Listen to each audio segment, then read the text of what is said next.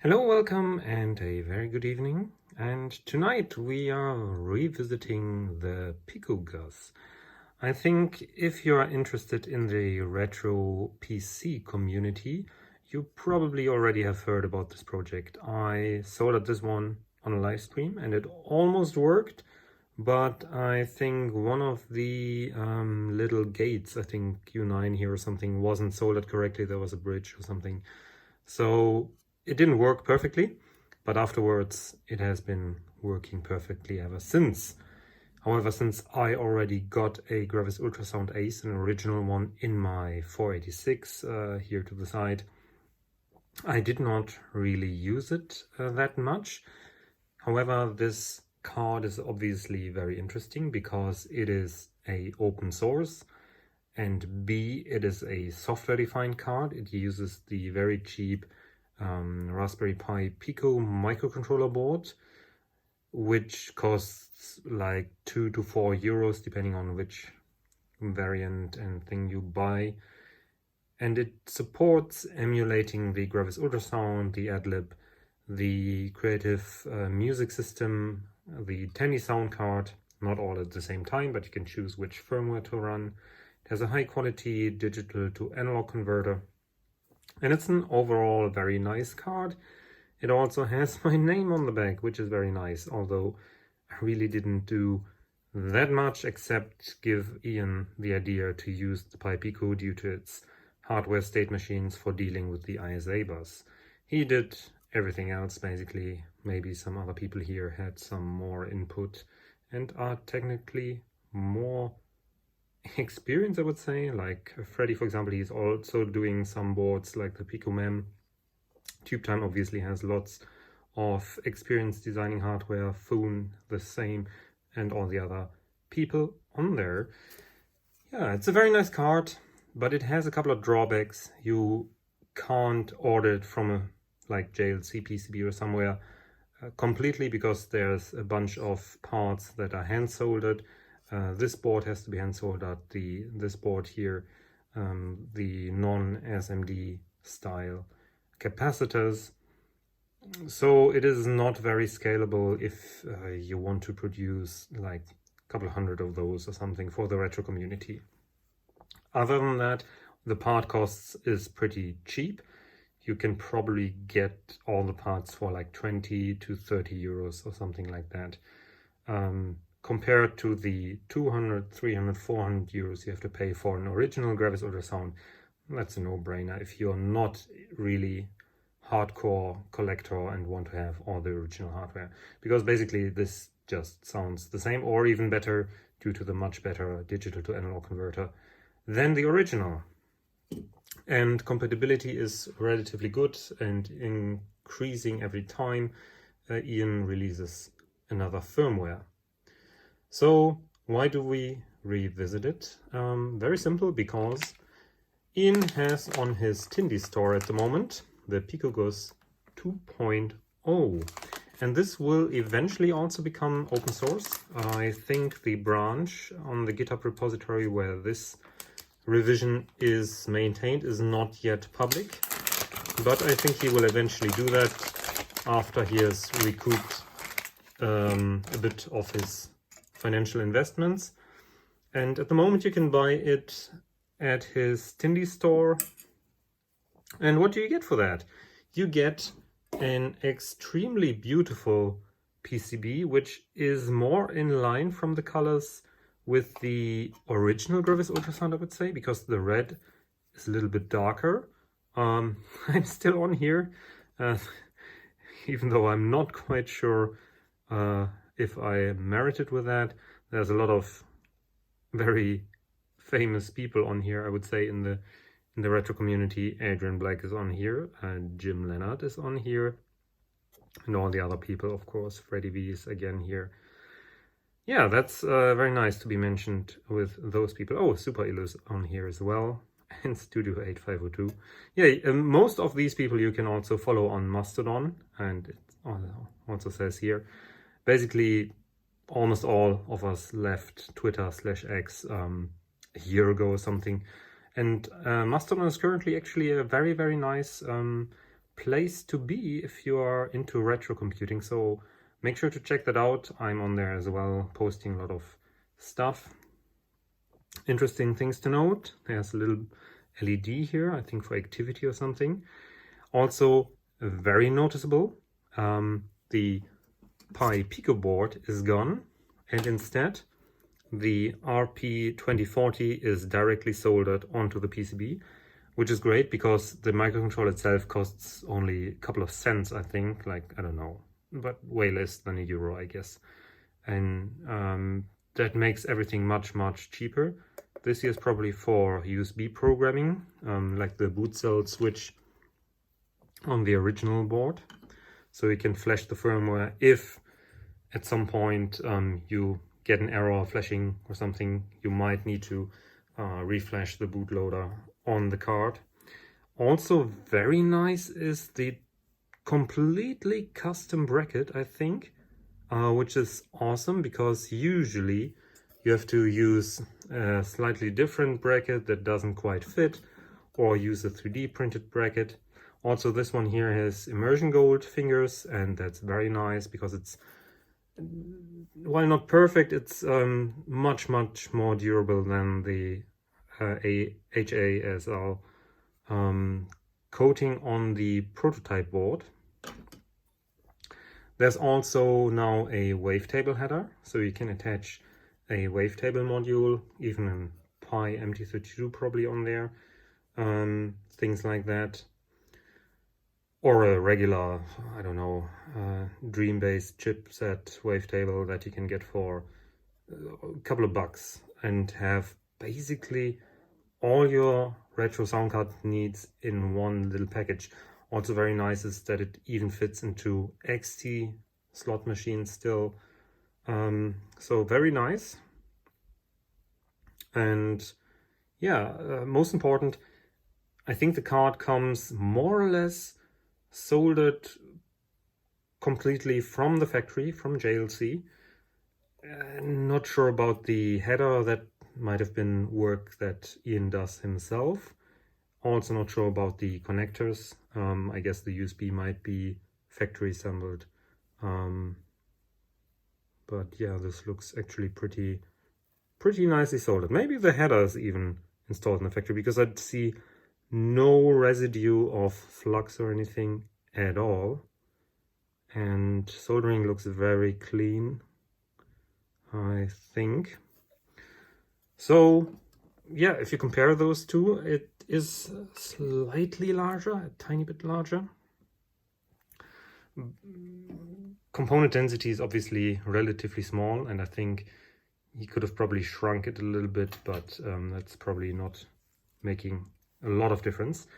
You also get this thing here, which is the oh no, it's getting a little bit, here it says MIDI out and audio out. So green is audio out, black is MIDI out. You get a MIDI interface as well, so you can hook up your real MT32 or keyboard or whatever and have proper MIDI support on the card. So this is really now a very nice retro sound card for very little money, actually.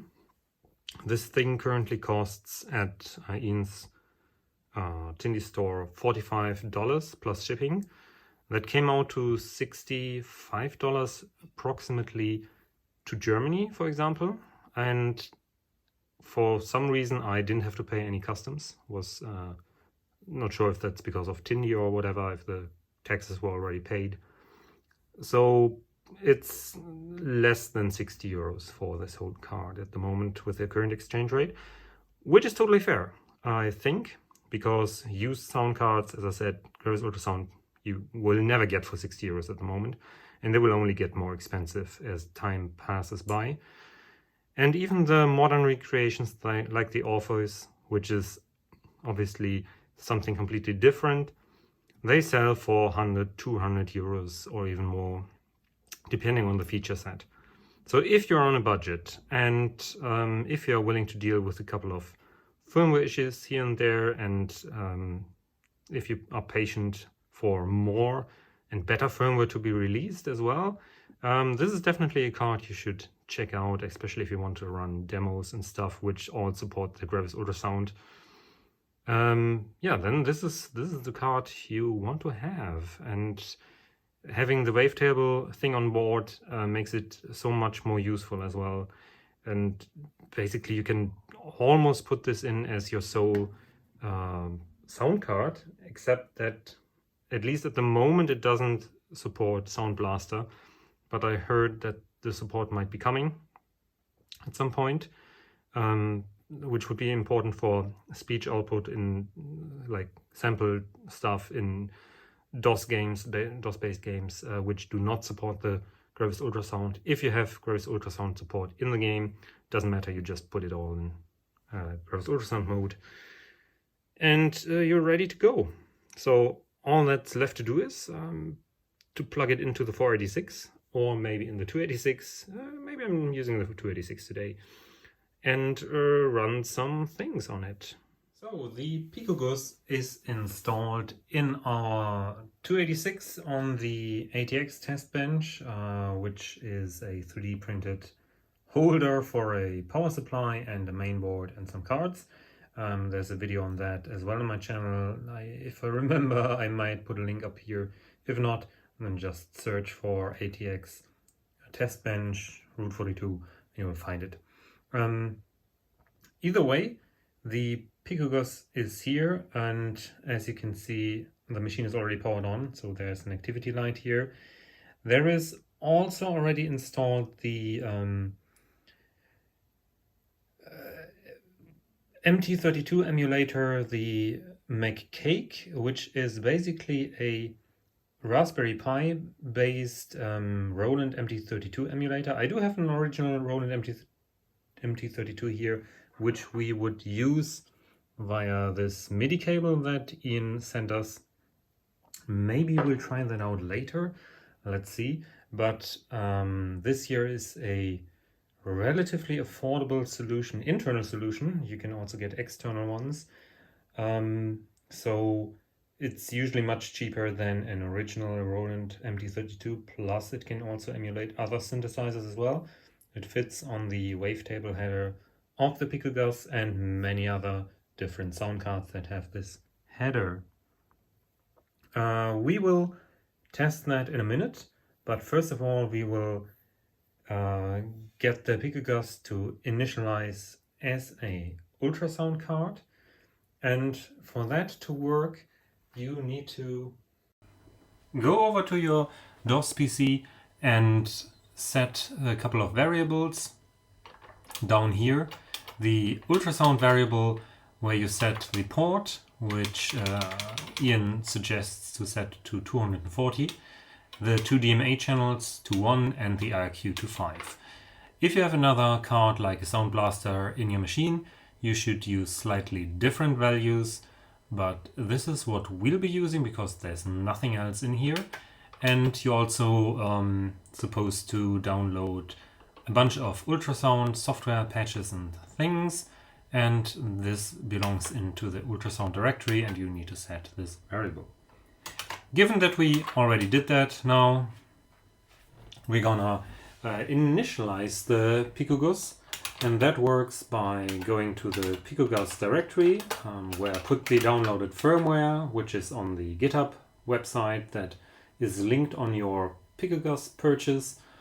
And if you look at that, there is a README file, obviously, which we'll skip right now, and the PicoGUS init.exe, as well as all the firmware files for Gravis Ultrasound Emulation, Creative Music System, external joystick, or whatever that's called, via the USB port, I think, Tandy Sound Emulation, which we'll try out, Adlib, which we'll also try out, and the MPU, for example, to drive the external or internal synthesizer. Here we're currently using the internal synthesizer, but we'll look at that in a minute.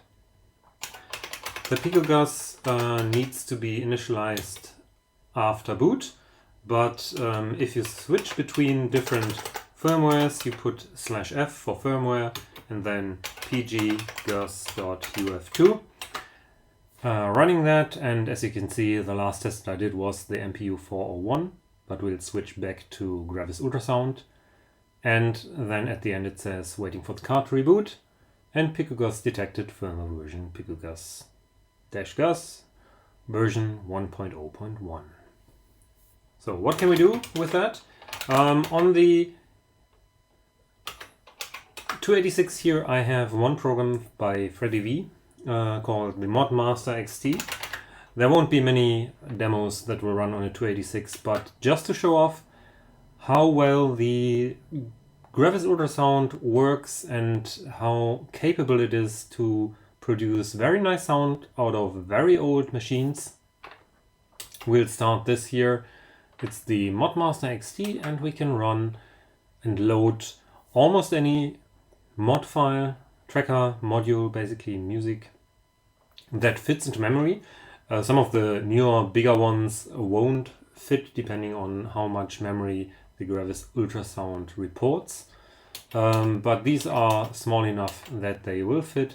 For example, let's have a listen to Stardust Memories.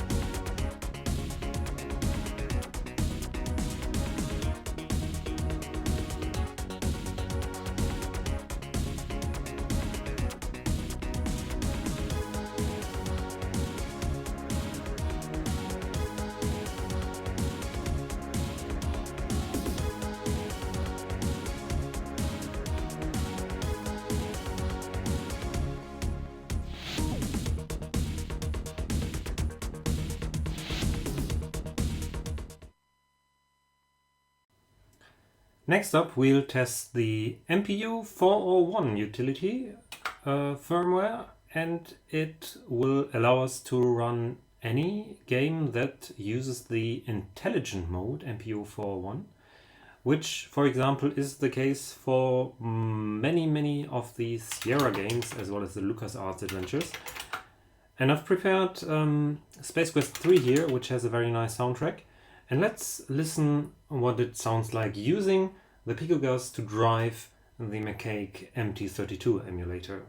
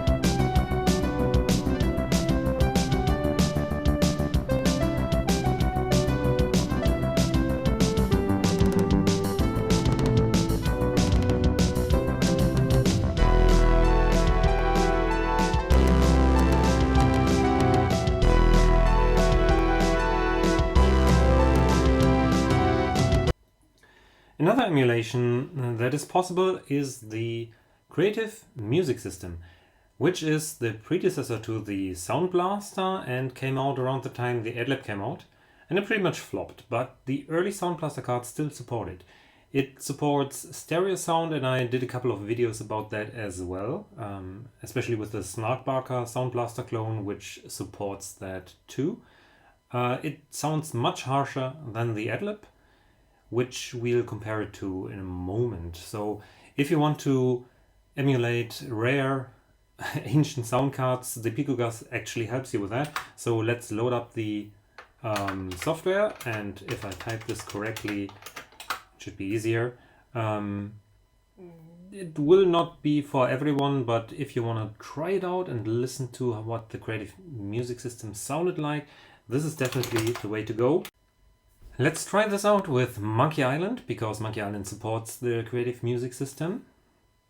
Space Quest 3 actually supports it as well, but the auto detection fails, and maybe you need a patch for that. However, I'm just gonna try with Monkey Island here.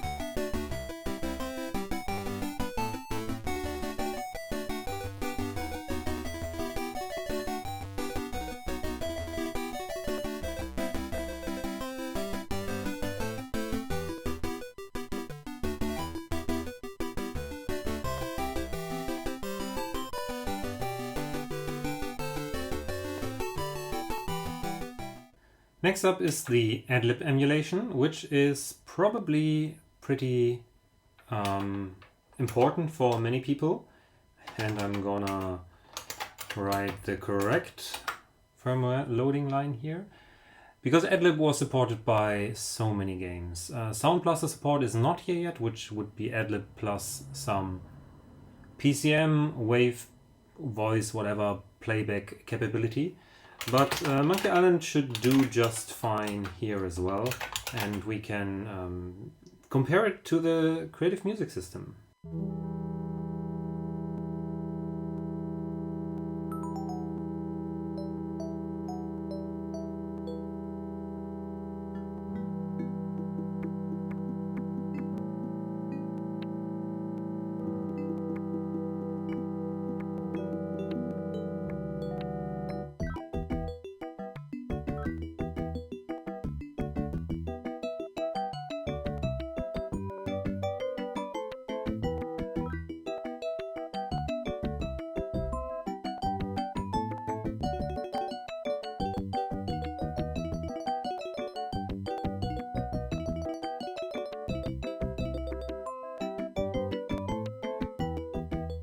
The last emulation that we want to check out is the Tandy sound standard.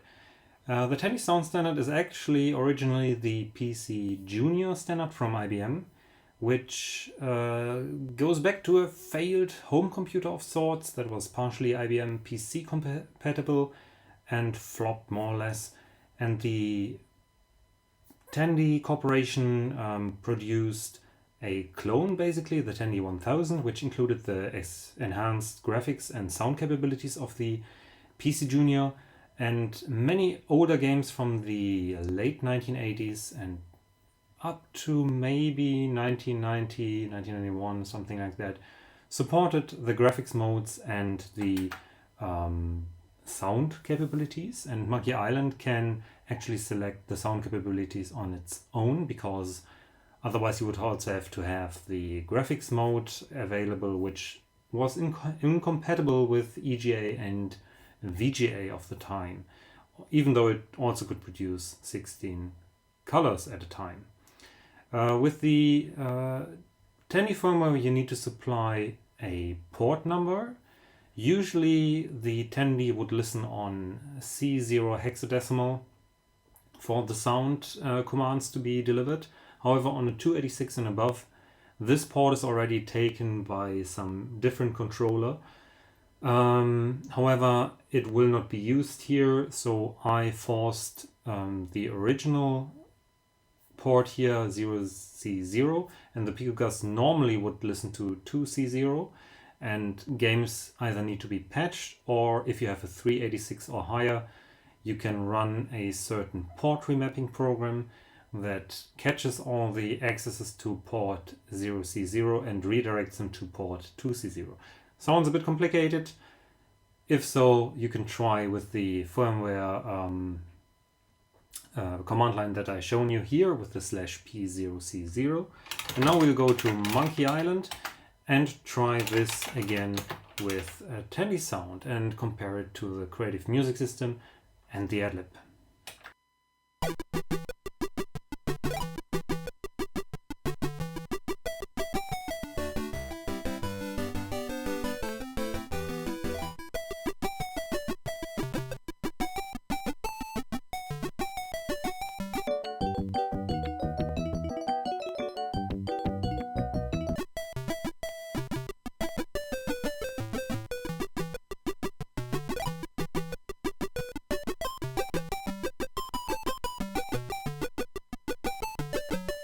And one more time, we will try out the MPU interface of the PicoGUS, this time without the wavetable header, but with the MIDI adapter cable. And hooked up to that is a Roland SC55, which is on mute, but its MIDI through or MIDI out is connected to the MT32. So only the MT32 should be producing sound now. We will be trying that again with the Space Quest 3, and let's see if that works as well. Then you have the option to either use the internal wavetable header or the external MIDI port, and let's see if that works.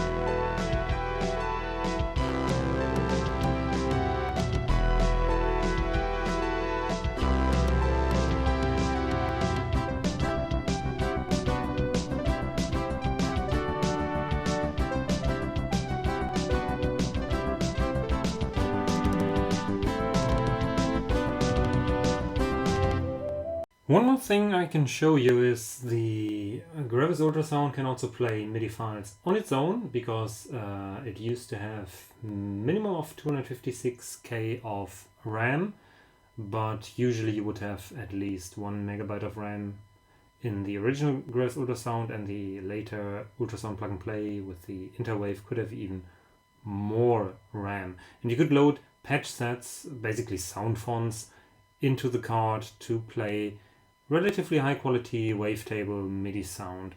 Probably not as good as some of the Roland synthesizers over there, but decent enough for games to make sense. And you can see here on my 286, I needed to run a special tool called EMU 386 because the MIDI capability and the MIDI player requires a 386, but this poor AMD device here is a 286. And I can't be bothered to pick up a 386 board from the storage. So a 286 it is, and as this is a pure DOS real mode program, it will actually run, although slightly slow maybe. But let's have a listen what a MIDI file would sound like. There are a bunch of more or less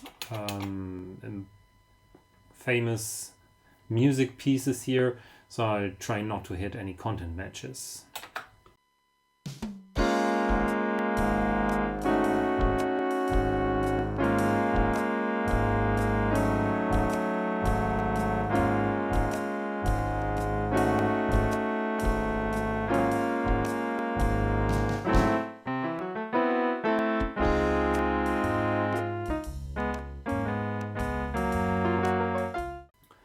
One last thing we can try out is running the Play MIDI through the MPU port, and this will send out the MIDI signals again out of our MIDI port down here into the MT32 and the Roland sound canvas.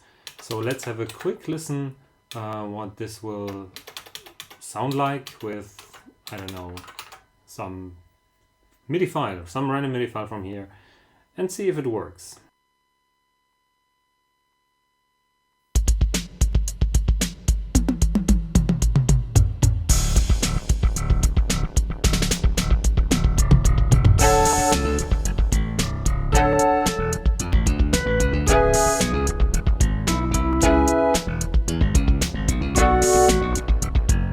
There is one very important demo that supports the Gravis Ultrasound exclusively, and which also runs on a 286, and that demo is called Legend, and it was, I think, in response to some other demos of the time that required a 386 or 486, and the authors said, well, that's too snobby, we just need a very simple 286.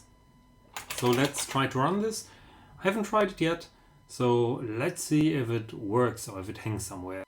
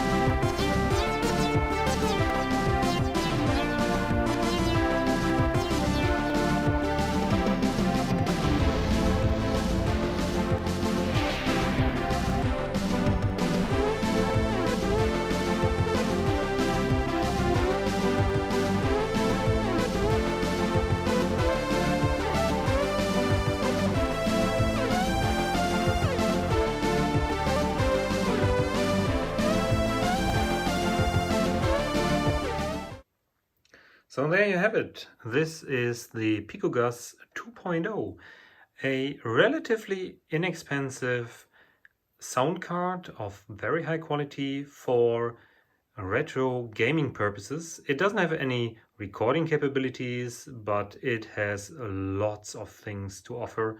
The emulations are, of course, mutually exclusive. You have to reload the firmware every time because the tiny little processor here, the microcontroller, which is hiding a little bit behind this bracket. Here you have it. This is the heart of the whole device.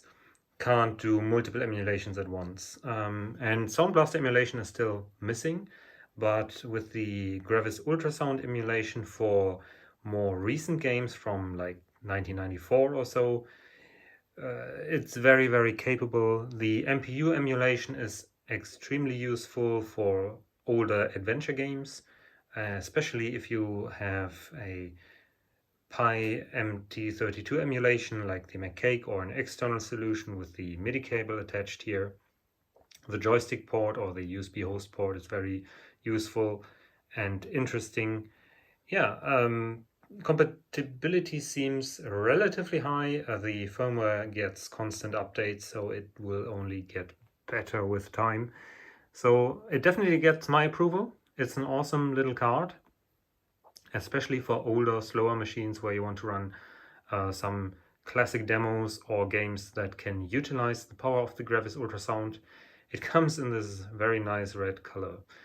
And yeah, I really, really like it. And most of the time it will be a relatively cheap solution to the question, what can I put into my old retro PC to get some decent sound out of there and be able to play most of the games from the late 80s to the mid 90s, let's say. And that's a huge chunk of stuff that you can play with this, and especially also watch all the demo scene stuff.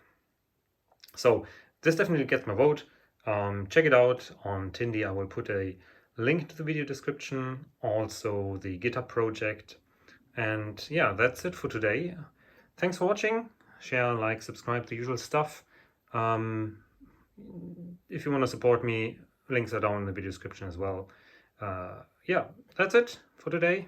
Have a nice evening and bye.